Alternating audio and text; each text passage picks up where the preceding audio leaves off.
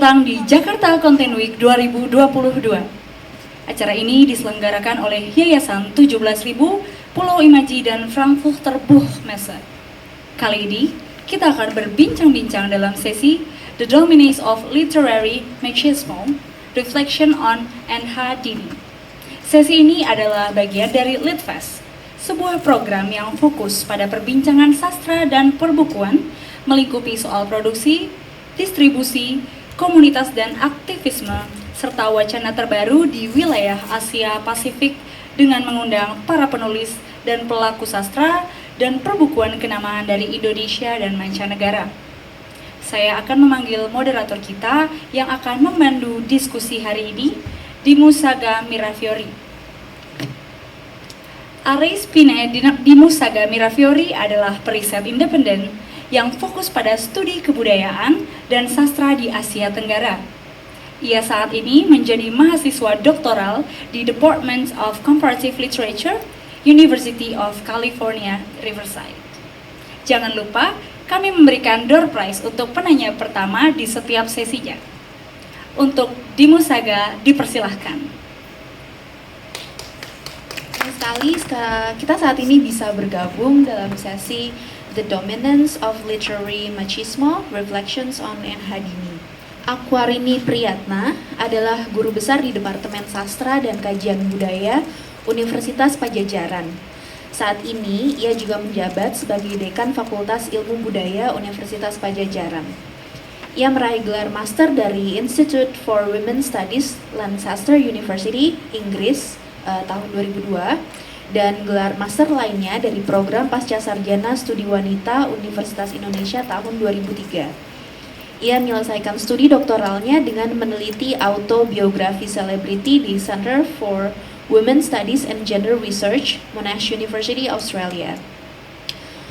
Kemudian pembicara kedua kita adalah Ruli Esther Pasaribu. Ruli Esther Pasaribu adalah pengajar di program Sarjana Studi Jepang dan program Pasca Sarjana Studi Sastra di Fakultas Ilmu Budaya Universitas Indonesia. Setelah lulus dari Sastra Jepang Universitas Indonesia, ia melanjutkan ke Universitas Indonesia dan Universitas Osaka, lalu meraih gelar doktoralnya di Universitas Osaka dengan jurusan Sastra Perempuan Jepang dan Studi Gender. Beberapa topik tentang riset terbarunya antara lain aktivisme feminis di Indonesia, sastra perempuan Jepang dan Indonesia, serta citra Jepang di Indonesia. Mbak Ruli, silakan bergabung dengan saya di sini. Lalu pembicara ketiga kita adalah Dewi Karisma Michela. Dewi Karisma Michela menulis novel, reportase, dan cerita pendek. Saat ini ia juga aktif di situs kritik sastra Tengara ID di bawah Dewan Kesenian Jakarta sebagai managing editor. Pada Dewi Karisma Michela. Saya biasanya mainnya Michi. Jadi Michi, silakan bergabung.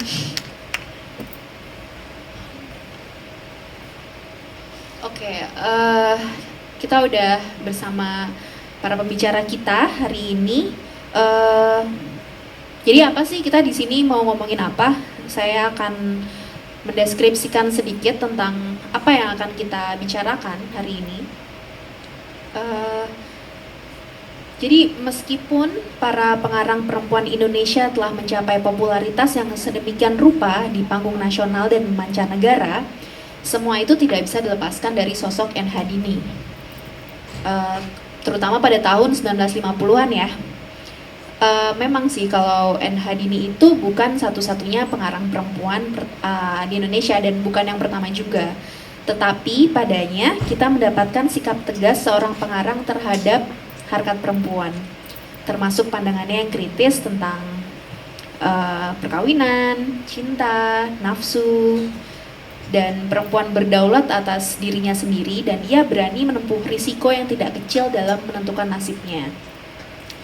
Diskusi ini akan membahas kepengarangan N.H. Dini dan karya-karyanya, apa yang bisa diambil dari pengarang N.H. Dini, dan apa yang bisa diambil dari pengarang N.H. Dini oleh para pengarang-pengarang saat ini ya.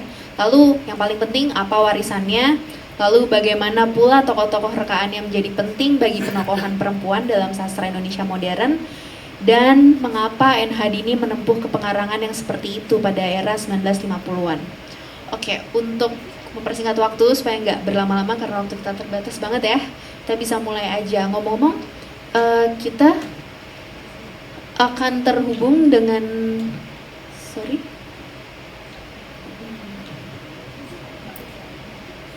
oh ya, jadi kita akan terhubung dengan Mbak Aquarini via Zoom karena beliau tidak bisa datang ke Taman Ismail Marzuki. Jadi mungkin nanti kita akan mencoba. Oke, sudah terhubung ya. Halo. Eh,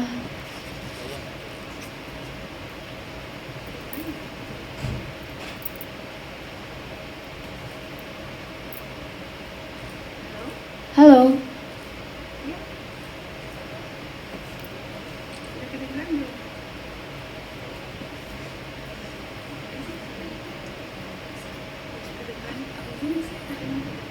Oke,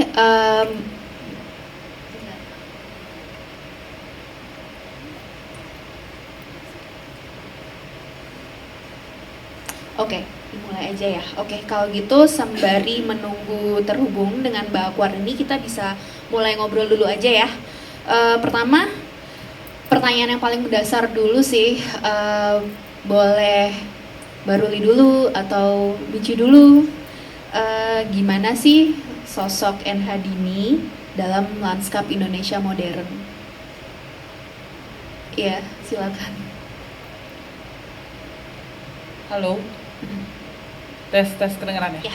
Ya, satu kali lagi tadi pertanyaannya bagaimana ya? Oke, tadi? buat para panelis di sini, bagaimana sih sosok NH Dini itu dalam lanskap sastra Indonesia modern? Oke, iya. Jadi seperti kita tahu ya, teman-teman semua di sini, kalau NH Dini itu kan adalah salah satu pengarang perempuan yang cukup senior ya. Jadi kan beliau mulai mengarang dari tahun 1950-an sampai sebelum wafatnya pun beliau masih tetap mengeluarkan buku terakhirnya ya. Kalau tidak salah judulnya adalah Gunung Unggaran di sekitar bulan Juli 2018, lalu beliau wafat di Desember 2018 kalau saya nggak salah. Jadi saya melihat beliau sebagai seorang pengarang perempuan yang konsisten ya, ini kata kuncinya, jadi konsisten dalam menyuarakan isu-isu perempuan ya, isu-isu feminisme dalam jangka waktu yang cukup lama dari tahun 1950-an sampai 2018 itu. Tapi sebenarnya yang terkait dengan keperempuanan itu sebetulnya mulai terlihat itu di tahun 1970-an sih, ketika beliau mulai mengarang pada sebuah kapal, dan setelah itu stance-nya beliau sebagai seorang pengarang itu adalah dia terus konsisten menyuarakan Budi Dharma menyatakannya itu menyuarakan kemarahan perempuan begitu. Jadi menggugat ketidakadilan yang ada di dalam rumah tangga gitu, atau misalnya dia mengkritik norma-norma patriarki yang dia alami sendiri seperti itu. Dan itu terus konsisten dia lakukan sampai ketika dia wafat begitu. Jika misalnya beliau masih ada, saya rasa dia juga akan tetap mengarang begitu ya. Mungkin itu jawaban saya dulu. Oke, jadi konsistensinya ya. Betul. Dan ngomongin pada sebuah kapal itu karya yang sangat luar biasa ya. Tadi kita Betul. sempat ngobrolin juga Yeah. dari segi bentuk juga luar biasa pada saat itu ya. Mungkin sampai sekarang juga belum ada yang sastra yang seperti itu gitu, karya yang seperti itu. Kalau buat Michi sendiri gimana? Ya, tentu saja sama seperti Mbak Ruli ya. Peran posisi NH Dini itu sangat-sangat penting di nomenklatur kesusastraan kita. Tapi yang paling saya lihat menarik dari posisi stance-nya dia adalah ketika dia berpendapat tentang kritikus sastra di Indonesia ini ya. Mungkin karena latar belakang dari tengara.id gitu, melihat kok NH Dini itu pada saat itu segan dikritik oleh para kritikus itu. Dia punya pendapat bahwa kritikus sastra ketika itu mereka hanya makan dari karya sastra yang ditulis oleh para penulis saat itu gitu. Tapi kemudian itu ternyata terelaborasi lebih lanjut lagi ya. Apa yang terjadi pada kritik sastra kita pas periode itu. Pertama, dijelaskan sama N. Hadini dalam satu bukunya tentang dia kan mendirikan taman bacaan di Sekayu Semarang gitu ya, yang mengundang orang-orang untuk membaca, mengundang orang-orang untuk membicarakan sastra. Dalam bukunya itu misalnya dia ceritakan tentang bagaimana dia mulai menggiatkan semangat literasi di Sekayu itu. Buku-buku yang penting yang perlu dibaca di sana dan pendapat dia tentang kesusastraan. Lalu ada pendapat dia tentang para kritikus tadi gitu. Dia mengelaborasi bagaimana para kritikus itu ya menulis tentang karya sastra gitu. Tapi di tulisannya itu misalnya dia menjelaskan sementara honor atau pendapatan para penulis ini tidak sebanding dengan apa yang diterima oleh para kritikus gitu. Ketika para kritikus hadir di ruang-ruang seminar membicarakan karya para sastrawan yang notabene bukan profesor, bukan doktor, dalam teks di buku itu terbitan GPU, dia menjelaskan posisinya dia saat diundang dalam seminar tidak bergelar tinggi gitu. Padahal dia pembelajar yang sangat giat. Selain dia studi dia belajar sebagai pramugari, dia kelihatan sekali minat belajarnya yang tinggi terkait sejarah dan lain sebagainya gitu. Dia mempertanyakan soal honor, soal infrastruktur sastra bagi para penulis ketika itu. Itu membuat saya teringat bagaimana tadi kan Mbak Broli sudah menjelaskan bagaimana ia wafat gitu. Sebelum ia wafat kan kita ingat bahwa di Semarang itu dia sangat kesulitan untuk mendapatkan uang ya di akhir-akhir masa hidupnya ya. Dia bahkan konon menjual piagam dan pialanya seharga 200.000 saja. Karena ya dari mana pendapatan para sastrawan ketika itu. Nah itu masih kritik-kritiknya yang tajam gitu. Pertama itu tentang bagaimana kritikus memperoleh penghidupan gitu. Lalu kritik yang tajam kedua tentang bagaimana para kritikus periode itu terutama melihat karya sastra Indonesia. Karya sastra Indonesia oleh perempuan saat itu dilihat hanya melulu mengelaborasi, eksplorasi tema-tema yang sifatnya domestik gitu. Sifatnya dekat dengan keseharian, dengan suara batin dari perempuan itu tidak mengeksplor tema-tema yang politik dan lain sebagainya gitu. Dia sendiri mungkin dia termasuk penulis yang menghidupi semangat dari Simone de Beauvoir ya. Simone de Beauvoir kan dengan eksistensialisme periode kedua itu yang memperlihatkan feminisme itu sifatnya itu personal is political gitu. Kita menuliskan tema-tema domestik, kita menuliskan tema-tema seharian, suara batin perempuan, itu juga kita sebagai bagian ekonomokos, political, kita bagian dari relasi yang lebih besar ini gitu. Jadi ketika kritikus periode itu mengkritik karya perempuan yang melulu membicarakan aspek rumah tangga, dia berbalik bilang bahwa suara-suara perempuan ini penting untuk diangkat gitu. Saya melihatnya mungkin ya kita harus menempatkannya N. Hadini posisinya pada periode ketika dia hidup saat itu. Dan suaranya, kritik-kritiknya terhadap infrastruktur sastra, tema-tema sastra perempuan yang diangkat ketika itu dan semua itu sangat-sangat besar dan penting bahkan hingga hari ini. I see, jadi kayak kalau Michi tuh highlight untuk dinamika hubungan antara penulis dan kritik yang diomongin sama N. Hadini gitu yang sebenarnya berlapis-lapis ya. Oke, aku akan nanya ke Mbak Akwarini. Halo? Sudah kedengaran belum? Ya, suaranya bisa. Halo? Nggak kelihatan. Halo? Halo, oh sudah bisa terdengar ya? Oke, gimana nih kalau buat Mbak Akwarini sendiri? Oke, dua hal tadi disebutkan oleh Mbak Ruli dan Mbak Michi ya, dan menurut saya itu, maafnya tetangga ada anjing segala, itu memang mendasari bisa menggambarkan siapa N. Hadini. Bagi saya karena saya tertarik pada isu perempuan dan autobiografi. Jadi saya melihatnya N. Hadini itu prolific writer dan dia menulis yang konsisten bukan cuma stance-nya barangkali yang baru lihat. Kita lihat dia juga sering konsisten menulis secara autobiografis begitu. Walaupun dia tidak hampir semua tulisannya menggunakan akuan walaupun akunya tidak selalu mengacu kepada dirinya begitu. Dan itu menurut saya menarik karena itu juga membuat NHD ini dekat gitu dengan orang yang membacanya. Yang juga menarik adalah tokoh-tokoh perempuannya itu tidak pernah homogen. Tokoh perempuannya semua tokoh yang selalu mempertanyakan, meresistensi, memproblematisasi. Hal yang kecil pun diproblematisasi, bahkan mensubversi begitu struktur norma patriarki, mempertanyakan terus-menerus kenapa saya yang harus begini, kenapa dia nggak mau begini terus ya. Terutama dalam konteks hubungan relasi personal heteroseksual begitu ya, dan terutama perkawinan. Ada rekan saya yang meneliti korpus NHD ini mengatakan bahwa kata relasi dan perkawinan itu termasuk kata yang paling banyak ada di tulisan-tulisan NHD ini. Yang juga menarik adalah setting transnasional NHD ini karena dia melakukan perjalanan.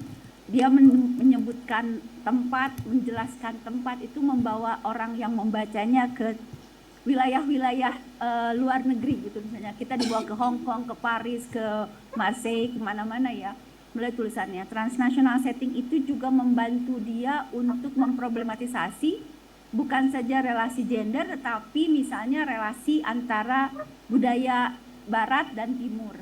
Dia mempertanyakan kenapa itu kan aneh begitu ya. Dia mempertanyakan barat, tapi juga yang saya suka adalah sikap kritis dia. Dia juga kritis kepada timur. Jadi dia kritis terhadap barat, kritis juga terhadap timur. Dia sebetulnya sebagai orang, sebagai tokoh atau tokoh yang memanifestasi gagasannya itu adalah bukan tokoh yang mudah gitu. Kalau dalam bahasa patriarki kan perempuan yang banyak nanya adalah either a mad woman in the attic atau crazy atau semua. Jadi tokohnya dia sangat banyak pertanyaan. Jadi dan hampir menurut saya semua protagonis dalam tulisannya itu adalah tokoh perempuan yang menghidupi hidupnya sendiri, apapun yang dihadapinya, mereka mendefinisi dirinya, dan kalaupun ada di luar pagar seperti namaku Hiroko, dia merangkul saja, memang saya hidup di luar pagar, dan kemudian dengan demikian dia kemudian mempertanyakan memang yang di dalam pagar itu apa, kalau saya di luar pagar artinya apa. Jadi sampai di ujung dia masih mempertanyakan, kalau di luar pagar lebih bahagia, kenapa mesti di dalam pagar gitu.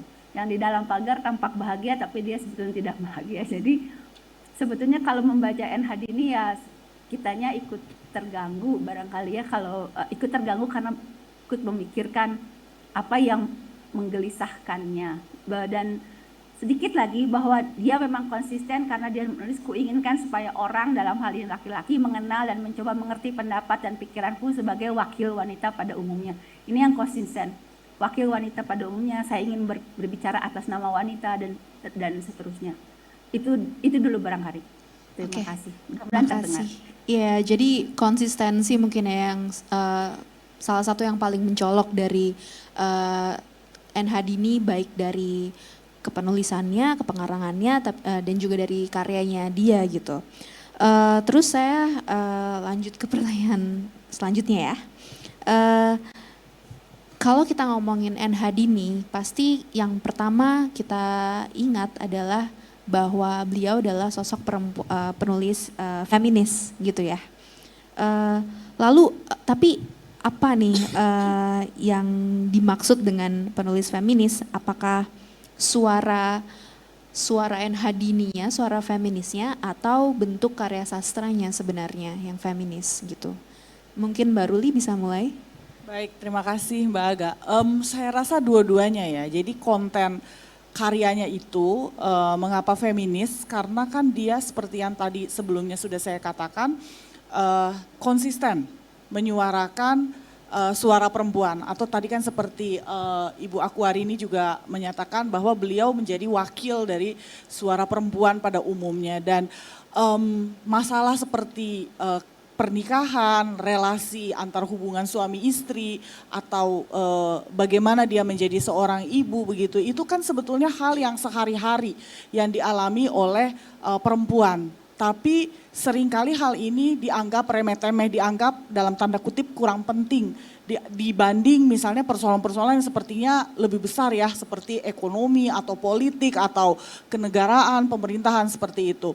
Padahal sebetulnya kalau misalnya kita melihat dari slogan feminisme gelombang kedua itu kan the personal is political gitu kan, bahwa sebetulnya kita jangan mendikotomikan mana yang penting dan tidak penting. Tapi sebetulnya apa yang kita alami dalam keseharian pun itu sebenarnya tersangkut dengan konteks budaya, sosial, masyarakat yang lebih luas. Jadi itu memang harus dibongkar strukturnya. Dan saya lihat NH Dini itu konsisten melakukan hal tersebut. Mulai dari 1970-an sampai akhirnya dia wafat. Dan satu lagi yang tadi agak lupa saya sebutkan, ada satu konsep yang menurut saya menarik dari beliau, yaitu konsep sisterhood. Itu terlihat di dalam karya beliau Labarka ya, itu 1970-an akhir, dan satu lagi Jalan Bandungan. Kalau saya nggak salah itu 1989 tuh terbitnya. Di situ saya melihat bagaimana perempuan yang mengalami masalah dengan rumah tangganya, hubungan yang tidak harmonis dengan suaminya, dan dia merasa direpresi di situ, dia menemukan menemukan dukungan, support justru dari teman-teman perempuannya. Dari teman-teman perempuannya saling mendukung dengan mereka juga punya masalah masing-masing ya. Seperti itu, justru di situ mereka mendapatkan kekuatan dengan saling mensupport antara satu dengan yang lain. Nah, saya lihat ini menarik begitu. Jadi ketika perempuan mengalami persoalan dan dia tidak tahu bagaimana dia harus menghadapi itu karena misalnya dunia itu sepertinya bermusuhan dengan dia mencari cara berstrategi dengan bersama-sama dengan teman-teman sesama perempuannya begitu ya. Kalau saya tidak salah Jalan Bandungan itu mungkin sekitar persahabatan 4 atau 5 orang perempuan mulai dari ketika mereka masih SMP sampai akhirnya mereka mengalami banyak-banyak persoalan sampai mereka menjadi dewasa dan mereka terus bareng-bareng begitu. Labarka juga demikian. Nah, Labarka itu lebih menarik kenapa? Karena persahabatannya itu transnasional begitu. Jadi satu tokoh di situ dengan beberapa temannya itu semua dari bukan orang Indonesia ya. Kalau saya nggak salah tuh orang Perancis teman-temannya itu. Jadi saya lihat itu konsep yang ditawarkan sih yang sepertinya saya masih agak jarang menemukan, dieksplor di pengarang-pengarang perempuan di masa kini begitu ya, konsep sisterhood itu. Lalu itu dari kontennya ya, lalu kalau dari bentuknya menurut saya juga iya, karena betul tadi seperti Ibu Aquarini sampaikan gitu ya, lalu juga Mbak Mimi juga sampaikan bahwa beliau menulis itu dengan akuan begitu ya, dengan suara orang pertama begitu. Jadi dari gayanya saja tuh dia sudah menunjukkan bahwa dari format di dalam karyanya itu beliau sudah memakai teknik ini suara aku nih. Jadi dia sendiri yang menyuarakan begitu ya, bukan orang ketiga, bukan pengarang Mahatau yang menyuarakan, tapi dia sendiri yang menyuarakan. Dan kita juga bisa melihat ya untuk fiksi biografis yang namanya Cerita Kenangan, serial Cerita Kenangan itu kan mulai dari ketika ia kecil gitu ya, masa mudanya dia, masa kecilnya dia di Semarang sampai ketika ia tinggal di Wisma Panti Jompo di Unggaran kalau saya nggak salah di situ, dia ceritakan begitu loh perjalanan hidupnya, termasuk juga yang tadi Mbak Mimi juga ceritakan ya seperti yang dia bikin pondok baca seperti itu di Semarang. Itu memang sebenarnya kalau kita lihat ceritanya itu datar sih ya, maksudnya pengalaman dia sehari-hari ya gitu yang diceritakan. Tapi menurut saya idenya itu adalah dia seperti sengaja membeberkan ceritanya meskipun tentu itu tetap fiksi ya. Kita harus melihat itu tentu fiksi yang sudah disaring. Dia tapi punya stance bahwa dia menceritakan ini cerita hidupnya dia gitu dengan tokoh yang bernama Dini, meskipun itu tentu bukan sepenuhnya NH Dini si pengarang ya, tapi Dini yang ada di dalam fiksi itu secara bersambungan mulai dari tahun 1980-an sampai 2018 itu dia konsisten membuat satu demi satu. Nah menurut saya ini belum kelihatan nih ada yang seperti ini di dalam penulis-penulis perempuan kita yang saya tahu yang saya rasa sangat bagus ya, sudah sangat banyak, tapi yang konsisten menuliskan karya hidup, kisah hidupnya dalam bentuk fiksi ini sepertinya belum ada. Jadi saya rasa sih ini terobosan, ini menunjukkan nilai feminismenya beliau baik dalam tema ceritanya maupun juga di dalam bentuk ceritanya seperti itu. Kalau dari yang Mbak Ruli ceritakan tadi tuh jadi ini juga ya, kayak pemilihan point of view itu juga politis ya jadinya ya. Iya betul, Iya. saya rasa itu bukan tanpa sengaja ya, Iya. tapi itu pasti saya rasa memang dipikirkan begitu ya. Iya, iya menarik banget. Kalau Michi gimana? Aku melanjutkan Mbak Ruli kali, Oke. mungkin mengelaborasi yang disampaikan Mbak Ruli. Pertama tadi kan soal suara batin atau keakuan, bilang sebagai aku gitu ya. Jadi teringat ya tadi masih Beauvoir lagi dengan diktumnya yang tadi itu. Beauvoir kan menyatakan kekurangannya sebagai penulis yang menceritakan pengalaman perempuan gitu. Dia kan semasa hidupnya misalnya tidak menikah dan tidak punya anak gitu. Dia merasa bahwa pemaparan penceritaan dari sisi seorang perempuan yang punya anak itu mungkin akan berbeda ya. Pengalaman ketika si perempuan itu mengandung, kemudian perempuan itu melahirkan dan lain sebagainya. Pengalaman yang tidak dialami oleh Beauvoir gitu. Mungkin akan terdengar sangat bermasalah ya bagi teman-teman di sini yang child free gitu ya. Kan kita memang mengalami perubahan iklim dan sebagainya.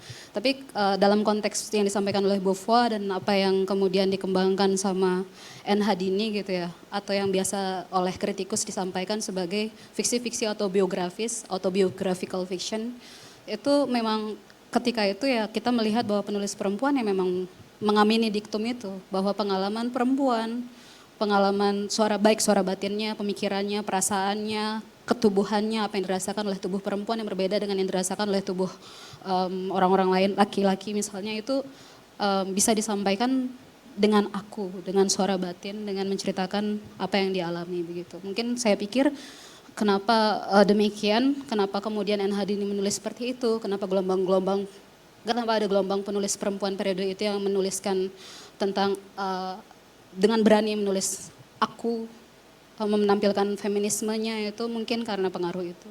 Lalu yang kedua tadi karena Mbak Ruli menyebut sisterhood gitu, saya sangat tertarik jadinya untuk mengaitkan posisi N. Hadini pada periode itu dengan para pemikir-pemikir perempuan Indonesia yang sangat dekat dengan pemikiran N. Hadini periode itu ya. Tuti Herati katakan ya, bagaimana ia mengelaborasi calon arang gitu, tidak dengan karakteristik patriarkalnya, bagaimana dia membuat calon arang itu adalah sosok yang mengalami represi atau korban dari dunia yang patriarkis. Atau misalnya Saparina Sadli yang bikin kajian wanita, atau mungkin Mariana Katopo dengan semangatnya yang seperti N. Hadini kan tadi karakternya transnasional ya. Kita juga bisa melihat bagaimana Mariana Katopo itu punya karakter kosmopolit ya. Pemikiran yang tidak hanya melulu negara, satu bangsa gitu. Tapi juga bahwa kita ini punya persaudaraan transnasional, kita punya persaudaraan global gitu. Tokoh-tokoh yang dihadirkan dalam fiksi-fiksi Mariana maupun fiksi N. Hadini itu memang kemudian dekat dengan karakter Perancis. Bahkan mungkin dari pengalamannya N. Hadini ya, karena mungkin menikah dengan diplomat Perancis gitu, sangat terasa bagaimana tokoh-tokohnya itu hidup gitu sebagai orang Perancis gitu. Itu sangat hebat karena kita saja sebagai orang Indonesia gitu, suara batin orang Indonesia aja mungkin sebagai penulis-penulis tema-tema itu tidak bisa sepenuhnya mendalami bagaimana pemikiran Indonesia itu sendiri. Tapi N. Hadini berusaha keluar dari keterbatasan yang mungkin periode itu dialami banyak penulis ya. Dia mengeksplorasi bagaimana tema-tema kosmopolit ini diangkat dalam karakterisasinya dari dalam La Barca, dalam Pada Sebuah Kapal kita melihat dia dengan lentur menghadirkan tokoh-tokoh yang berkarakter Perancis itu tadi. Jadi karakter kosmopolit itu hadir dalam karya-karyanya dia. Dan didampingi dengan nuansa feminisme tadi bahwa pertama perempuan bisa memiliki kebebasan, independensi, ada kontingensi dari perempuan, agensi dari perempuan yang dia pilihan-pilihan hidupnya itu tidak dibatasi oleh pagar-pagar yang tadi disampaikan Mbak Ruli, tapi dia bisa melampaui itu semua. Terus misalnya dengan menghadirkan persoalan-persoalan yang rupanya yang personal tadi itu bisa mengarah ke politikal gitu. Bagaimana pada sebuah kapal itu dalam suatu novel pelayaran seperti itu diceritakan ada tokoh utama laki-lakinya yang sebagai diplomat, lalu tokoh utama laki-lakinya sebagai pelayar dan tokoh aku perempuan ini berhadapan dengan dua tokoh tadi gitu. Dan hadir bagaimana sisi-sisi feminisme tidak dibatasi oleh saya harus mencintai si diplomat ini, saya harus mencintai si Charles, tidak. saya punya pilihan untuk mencintai Michael yang pelayar ini. Jadi apa ya, kita menempatkan posisi Dini ketika itu mungkin jadinya wow, dia menulis seperti itu dengan berani memilih pilihan hidupnya sendiri, itu sangat berani sih menurut saya. Ya, kalau dari Mbak Akwarini sendiri gimana? Oke, mudah-mudahan suara saya terdengar. Pertama saya ingin mengatakan saya akan meneruskan pendapat Mbak Ruli dan Mbak Mimi tadi karena memang begitu ya. Saya juga sangat setuju. Saya juga sebetulnya saya menulis 3 novel karya N. Hadini itu sebagai tesis S2 saya di UI. Jadi contekan saya sekarang itu, jadi masih ada. Jadi saya meneliti N. Hadini itu nama Kuhiroko pada sebuah kapal dan Labarka. Dan buat saya N. Hadini itu seperti tadi kata Mbak Mimi, ini Simone de Beauvoir itu sangat kuat di maksudnya gini, saya bisa membaca dengan sangat jelas N. Hadini ketika saya selesai membaca Simone de Beauvoir gitu ya. Jadi memang di tesis saya pun saya menggunakan Simone de Beauvoir, Mbak Mimi. Jadi bagi saya seluruh perempuan di dalam N. Hadini selalu dalam melakukan perjalanan. Yang dalam pemikiran Simone de Beauvoir itu they are always becoming, they are always in transit gitu, they are always becoming, they are always making themselves somebody, a subject, tapi juga tidak pernah sampai. Itu menurut saya suatu hal yang sangat penting dari N. Hadini yang memang semua perempuannya itu menjadi subjek dengan caranya yang berbeda-beda. Dan itu kalau tadi Mbak Ruli mengatakan itu sebagai sisterhood, bagi saya misalnya Labarka saya menulis bahwa pertama secara struktur si Labarka itu misalnya ditulis per bab berdasarkan nama si tokoh. Satu bab satu tokoh, tapi sebetulnya meskipun fokus pada tokoh itu, dia sebetulnya juga menghubungkannya dengan yang lain.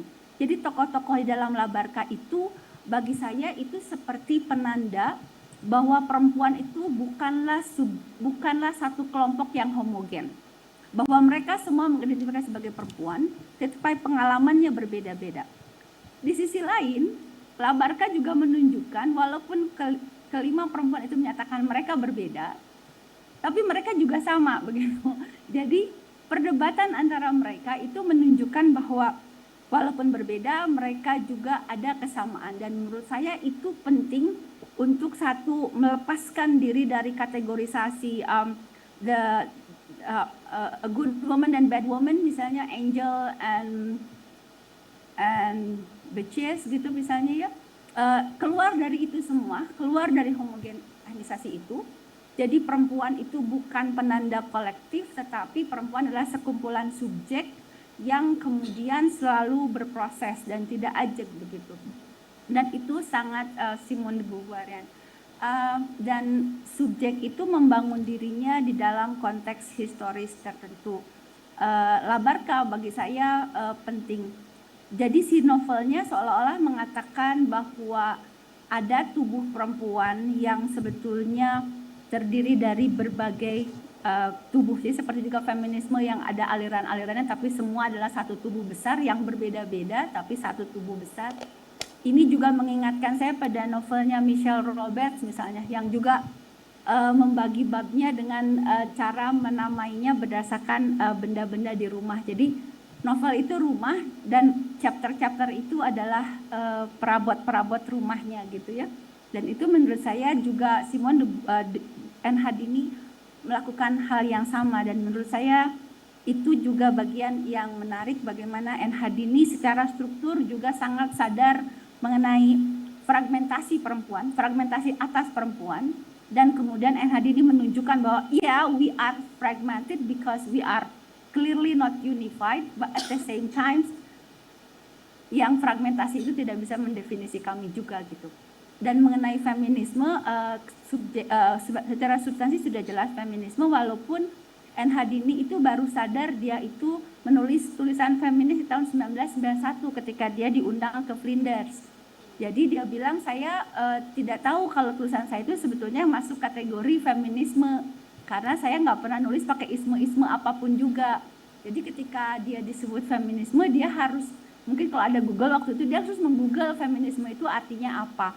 Jadi itu juga buat saya pengakuan N. Hadini yang jujur ya, termasuk kan tadi Mbak Mimi di awal sekali soal honor, menurut saya itu luar biasa ya. Perempuan bilang ini saya kok honornya cuma segini gitu, sama seperti dia bilang dia kalau nggak tahu ya dia bilang nggak tahu, saya feminis gitu.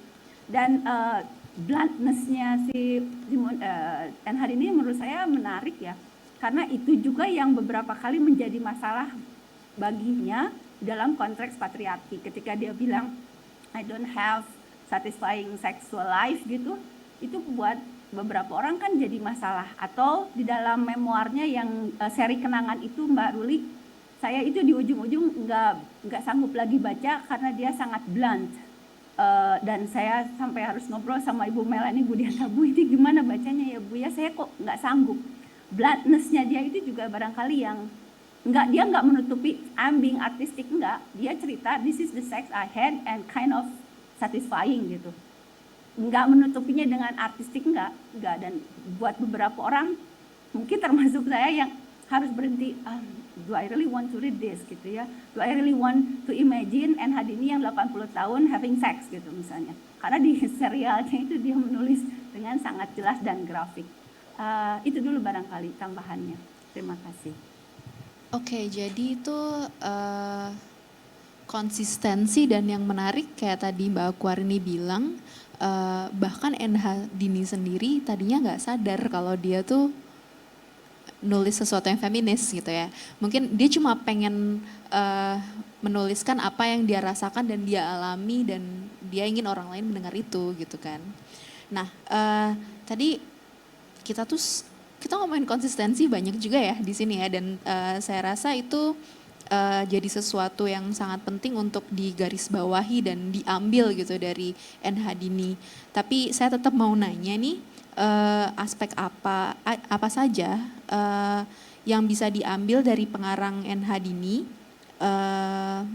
Maksudnya aspek apa yang bisa diambil dari apa yang dimiliki oleh N. Hadini oleh para pengarang hari ini gitu. Jadi kayak hubungan antara N. Hadini dan karya-karyanya dan pengarang serta karya sastra saat ini gitu. Lalu apa yang menjadi warisan terpenting dari karya-karya N. Hadini maupun kepengarangan N. Hadini itu sendiri. Mbak Ruli? Oke, terima kasih Mbak Aga. Ya, mungkin dari tadi saya berkali-kali bilang soal ini, tapi saya rasa yang memang paling menonjol itu pertama memang konsistensinya itu ya. Karena pengarang perempuan di Indonesia sekarang banyak ya, tapi kalau misalnya kita ingin supaya sebuah isu itu benar-benar terinternalisasi dan melawan misalnya wacana dominan tersebut, saya rasa itu bukan hanya perlu disuarakan, tapi juga harus terus-menerus disuarakan begitu. Nah, sampai itu akhirnya orang mau tidak mau akhirnya mulai jadi berpikir begitu.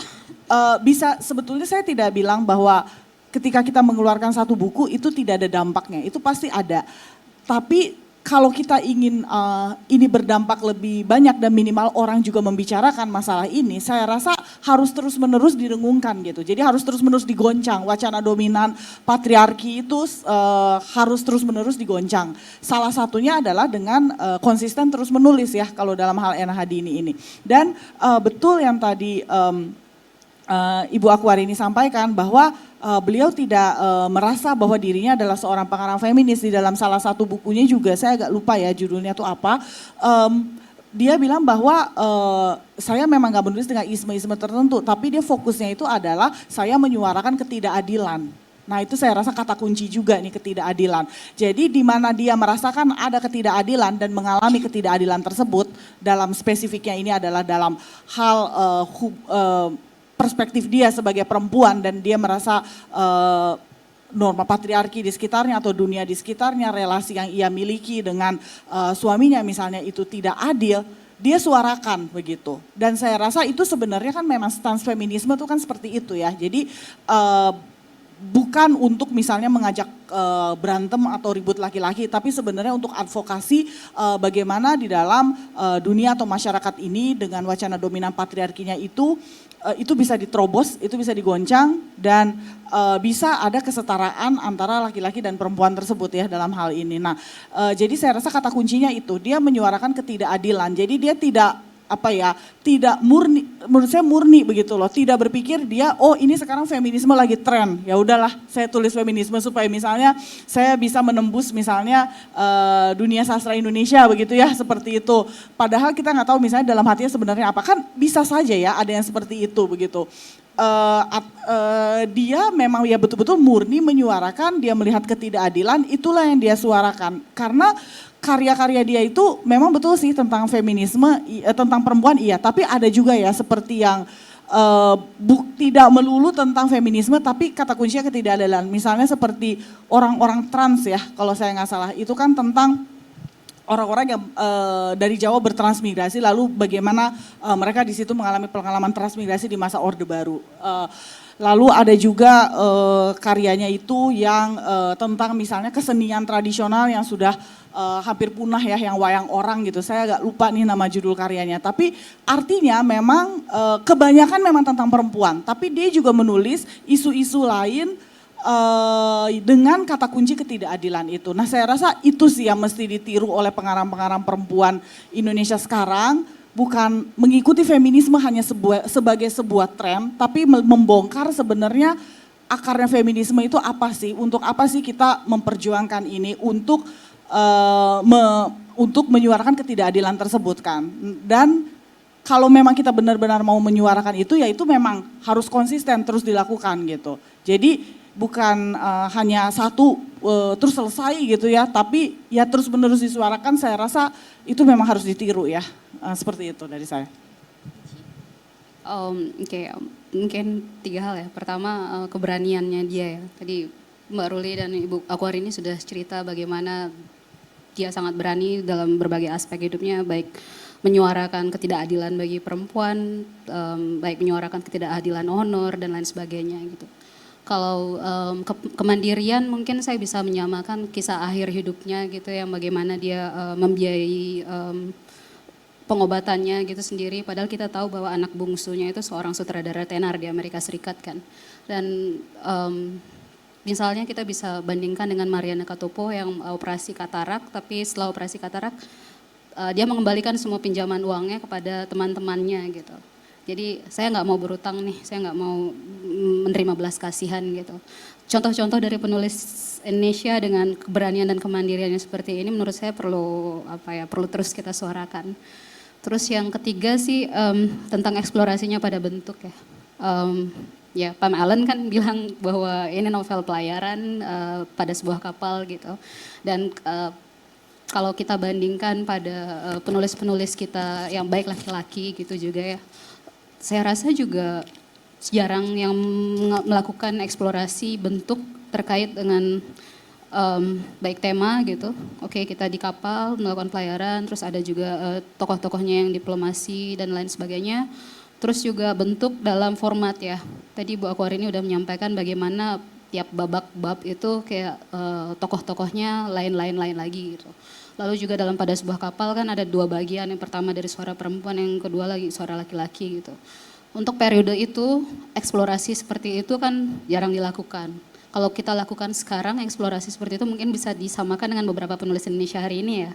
Seperti yang dilakukan Sabda Armandio gitu, dia sangat suka mengelaborasi genre misalnya gitu. Jadi saya pikir kalau dipertahankan, eksplorasi ini sangat penting hari ini. Oke, gimana Mbak Aquarini? Kalau Mbak Aquarini gimana?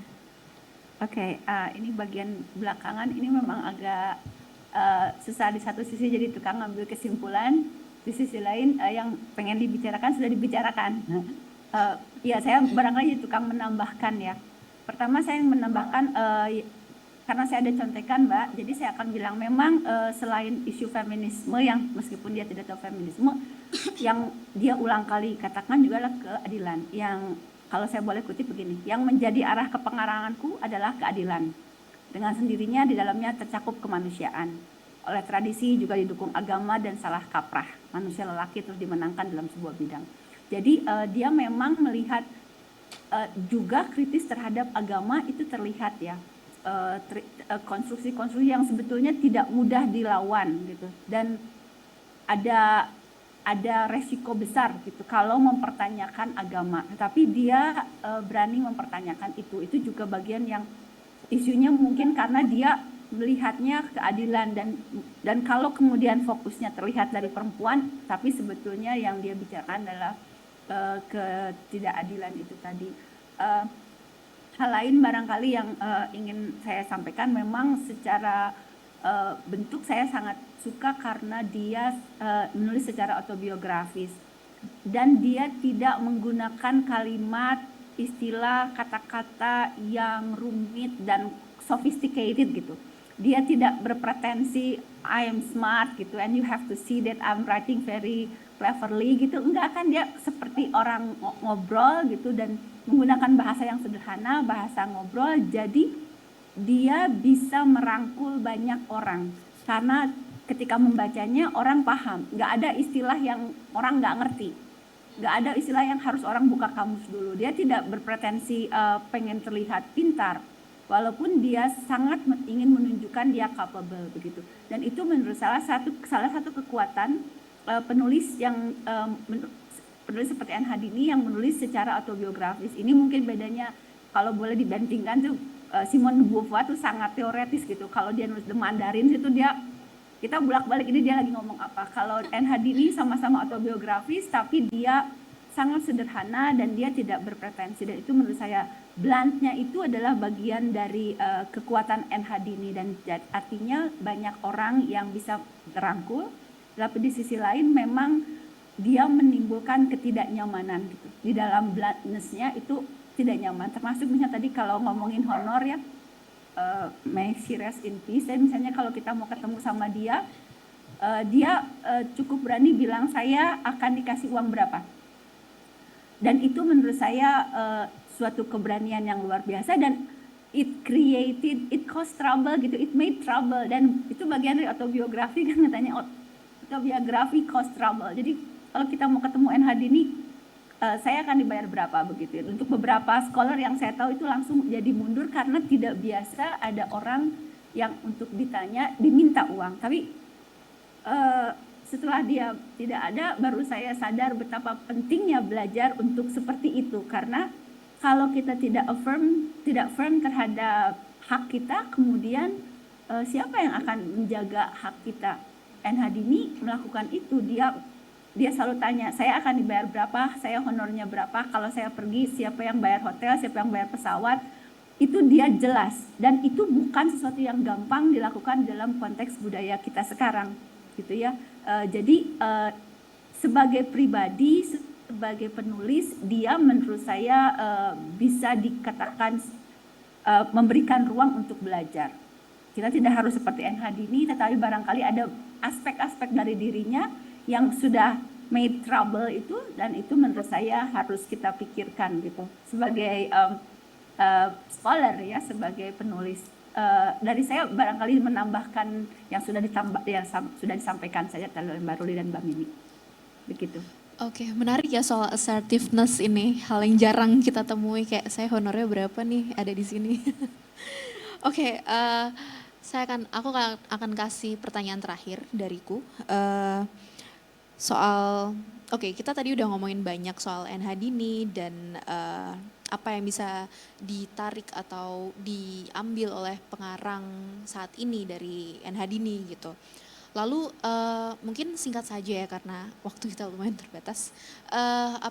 Apa sih yang berubah dari maksudnya dari penulis Indonesia saat ini, apa yang berubah kalau kita hitungnya dari apa yang ditulis oleh N. Hadini. Jadi dari jarak sekian lama ini, apa yang berubah kalau dibandingkan dengan N. Hadini? Susah ya? Oke. Susah juga nih pertanyaannya.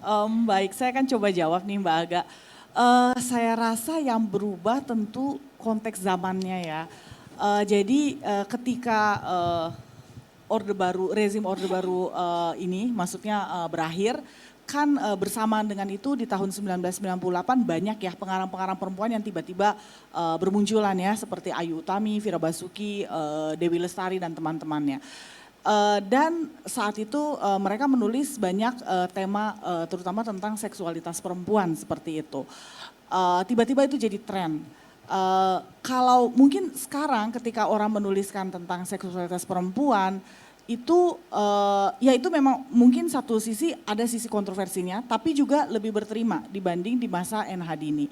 Jadi ketika beliau menuliskan tentang perselingkuhan tokoh Sri ya dengan kapten kapal itu, Michelle itu di pada sebuah kapal, lalu juga di Sri cerita kenangannya juga begitu ya, seperti yang dibilang oleh Ibu Akwarini, begitu berani, begitu blunt gitu ya, terang-terangan seperti di La Grande Borne seperti itu.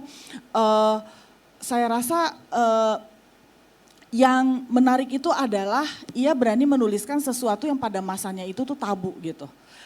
Sekarang saya tidak mengecilkan pengarang perempuan sekarang, saya sangat menghargai. Hanya sekarang itu saya rasa lebih mudah untuk menuliskan karena semua orang menuliskan, dan feminisme itu kan sekarang sedang tren ya, sedang tren seperti itu, jadi mudah untuk menyuarakan. Nah jadi saya rasa saya belum tahu jawabannya, tapi saya rasa kita harus kritis juga melihat begitu ya dengan konteks zaman yang seperti sekarang, di mana mungkin satu sisi sangat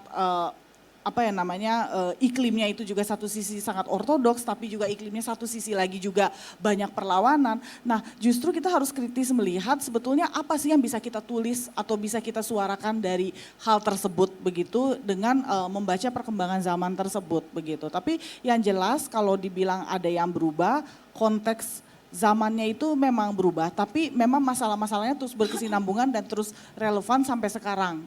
Isu-isu yang diangkat oleh N. Hadini di masa 1970-an, 80-an, 90-an, sekarang pun di 2020-an pun itu juga tetap jadi masalah begitu ya. Jadi ada kesamaan, ada juga perbedaannya. Begitu Mbak Aga.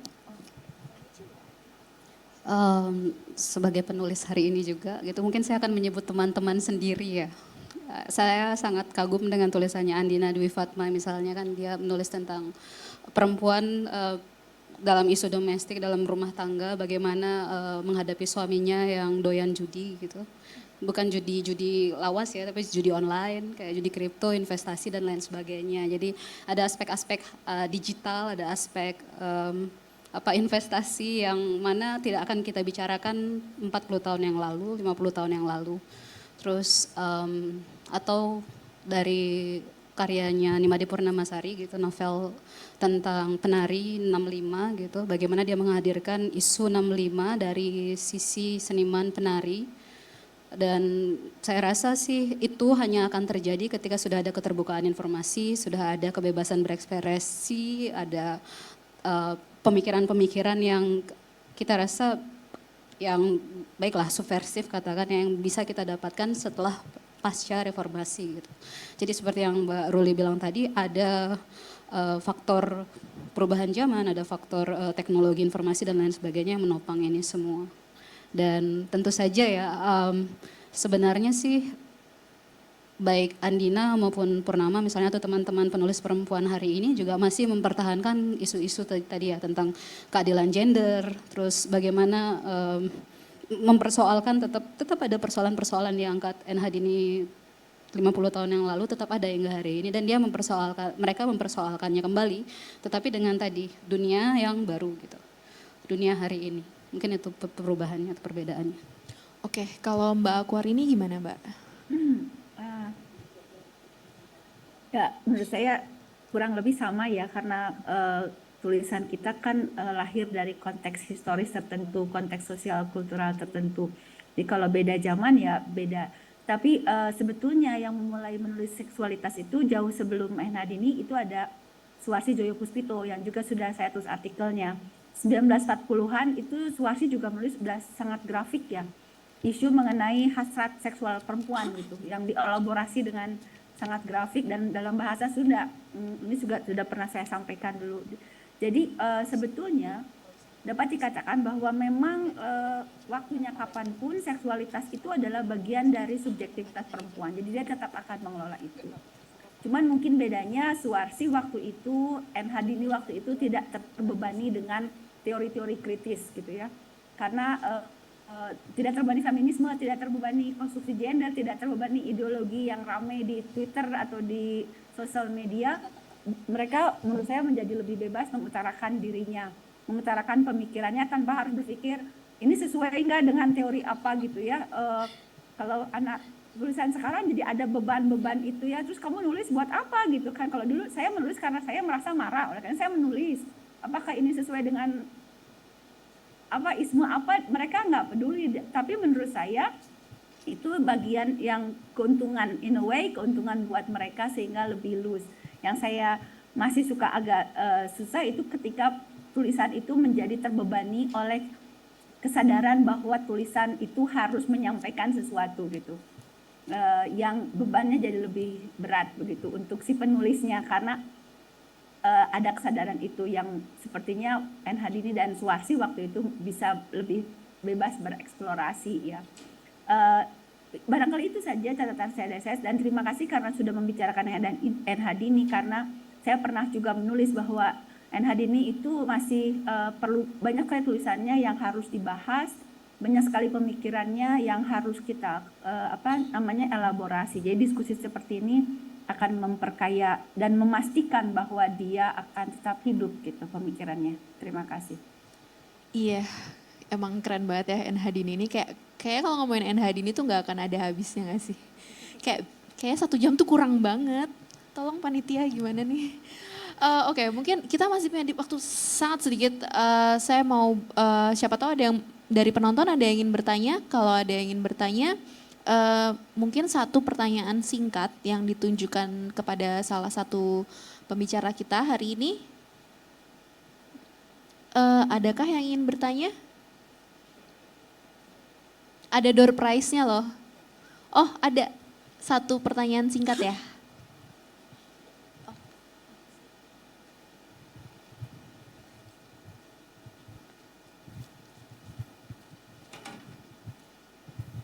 Selamat sore, saya Galang. Saya ingin bertanya singkat kepada 3 pembicara di depan, sama Mbak Dewi sama Pak Oli juga. Kenapa Hadini itu selalu melekat 3 hal, latar tempat, terus keberanian sama satu lagi perempuan. Itu tiga aspek yang selalu melekat sama Hadini sampai sekarang. Mungkin pembaca-pembaca pemula atau pembaca muda sekarang itu tidak pernah melihat atau bertemu secara sosok Hadini, tapi dengan mereka membaca karya-karyanya Hadini, mungkin mereka bisa bertemu dengan 3 kata yang selalu melekat di Hadini. Itu aja, terima kasih.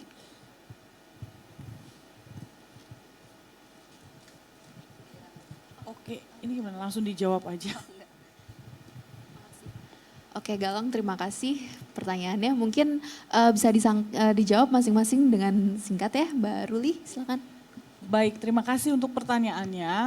Ya, saya rasa kalau latar tempat satu hal yang mendasari itu karena Hadini kan hidupnya itu kan berpindah-pindah ya. Pertama dia di Semarang, di Jawa, lalu dia pindah ke Perancis, lalu di Perancis pun dia ada kalanya ke Jepang, Kamboja dan berbagai tempat, lalu kembali ke Indonesia. Jadi pengalaman pindah tempatnya itu, pengalaman tinggal di berbagai tempat itu akhirnya menjadi kekayaan dia atau salah satu materi dia untuk menulis begitu. Jadi tempat tuh memegang peran yang sangat penting baik di luar negeri maupun juga di kampung halaman atau dalam negerinya. Lalu yang kedua, perempuan ya saya rasa karena memang satu karena dia adalah seorang perempuan, dan yang kedua dia memang ingin menyuarakan ketidakadilan yang dia rasakan sebagai seorang perempuan. Jadi dia menggunakan karya sastra atau kepenulisannya itu untuk menyuarakan isu-isu sehari-hari yang dia alami sebagai perempuan atau dengan perspektif perempuan. Lalu yang ketiga mengenai keberanian. Ya saya rasa ini terkait juga ya dengan seperti semacam misi hidupnya bahwa dia ingin menyuarakan ketidakadilan itu. Dan kalau kita ingin menyuarakan ketidakadilan itu kan harus berani ya, saya rasa harus berani.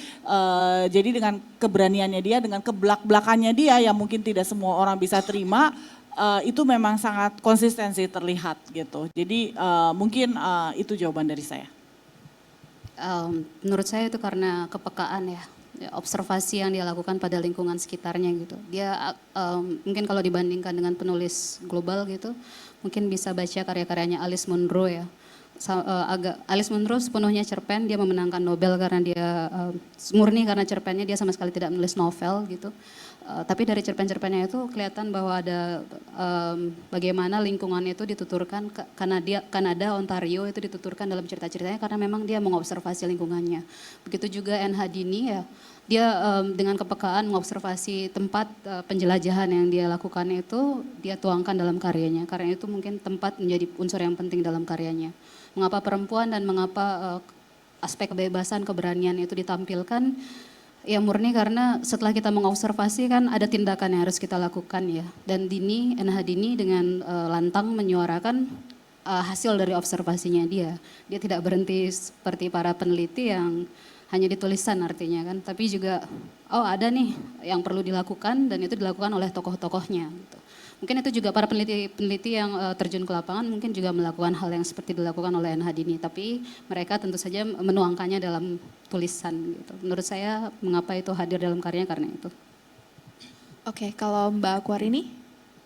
Baik, terima kasih. Selain yang sama disampaikan oleh Mbak Ruli dan Mbak Mimi ya, kalau kita mau bersetuju bahwa N.H. Dini itu seorang feminis, kata Sarah Ahmed, feminism is always located and situated. Artinya gagasan, pemikiran, persepsi N.H. Dini itu ada dalam lokasi tertentu dan ada dalam situasi tertentu. Situasi itu termasuk dirinya yang perempuan, dengan tubuh perempuan, dengan relasi-relasi personalnya, dan semua yang bangun dirinya, itu her situation. Kalau kata Beauvoir, her body is the grasp upon the world. Jadi tubuh dia nggak bisa memersepsi dunia tanpa tubuhnya, dan tubuhnya tubuh perempuan. Jadi nggak mungkin nggak bicara soal perempuan. Itu satu. Kedua, kalau kita bicara soal kalau kita bersetuju bahwa memang semua tulisannya ideologis, untuk melakukan perubahan ideologis kan harus butuh keberanian. Nggak ada orang yang ideologis tapi tidak melakukan sesuatu, dan nggak ada orang yang ideologis dan merasa ideologinya harus diwujudkan itu diam-diam saja. Tadi kata Mbak Mimi harus diwujudkan dalam tulisannya, ya dia harus diwujudkan. Mengambil resiko itu adalah bagian dari resiko aktivisme, dan menulis bagi N.H. Dini adalah aktivisme politis gitu ya. Jadi tanpa keberanian tidak bisa. Latar ya tentu saja tadi seperti katakan Mbak Ruli dan Mbak Mimi, tapi selain itu juga itu karena dengan demikian kita bisa melihat pandangan N.H. Dini yang berubah-ubah karena dia selalu berubah lokasi, dan itu yang membuat pemikirannya menjadi semakin kaya. Jadi dia pindah lokasi, dia menambah ilmu, sehingga gagasannya juga lebih kompleks daripada sekedar perempuan yang marah-marah terhadap laki-laki gitu. Nggak bisa dibilang begitu, karena dia sangat punya hasrat terhadap laki-laki, dia tahu hasrat laki-laki terhadap dirinya, jadi dia nggak sederhana perempuan yang membenci laki-laki atau semua laki-laki jahat gitu, dia kan nggak berpikir seperti itu. Itu terjadi karena dia pemikiran feminisnya terus-menerus ada dalam proses. Itu yang terjadi karena she's always in location and situation yang juga selalu berpindah-pindah gitu. Barangkali tambahan dari saya, terima kasih. Oke, terima kasih banyak. Oke, kita sudah masuk ke penghujung acara. Terima kasih banyak Mbak Roli, Michi, dan Mbak Akwarini yang udah ngobrol-ngobrol selama kurang lebih 1 jam mengenai N.H. Dini. Terima kasih juga pada para penonton. Atas nama Jakarta Content Week 2022, saya ingin mengucapkan terima kasih atas partisipasi Anda dalam sesi The Dominance of Literary Machismo, Reflections of N.H. Dini. Kami masih memiliki banyak sesi menarik lainnya di Jakten 2022. Anda bisa mengakses juga seluruh sesi Jakten 2022 di website jakten.id. Dan jangan lupa untuk ikuti terus media sosial kami @jakten untuk mendapatkan informasi terbaru tentang Jakten 2022. Tetap sehat dan sampai jumpa.